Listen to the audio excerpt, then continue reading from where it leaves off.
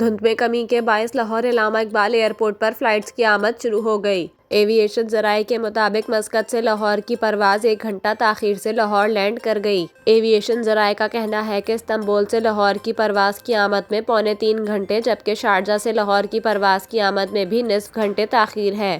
اس سے قبل لاہور میں شدید دھند کی وجہ سے 3 غیر ملکی پروازوں کو اسلام آباد اتارا گیا تھا۔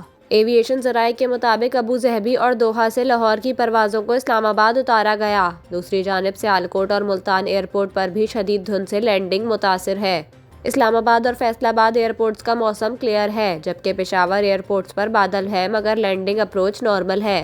بعد ازاں حد نظر بہتر ہونے پر اسلام آباد اتاری گئی پروازوں کی لاہور کے لیے روانگی شروع ہو گئی۔ علاوہ ازیں شدید دھند کی وجہ سے موٹر وے M2 اسلام آباد سے لاہور تک ٹریفک کے لیے بند کر دی گئی۔ اس کے علاوہ M3 لاہور سے جڑا نوالہ تک اور M4 پنڈی بھٹیا سے ٹھوکر نیاز تک بند ہے۔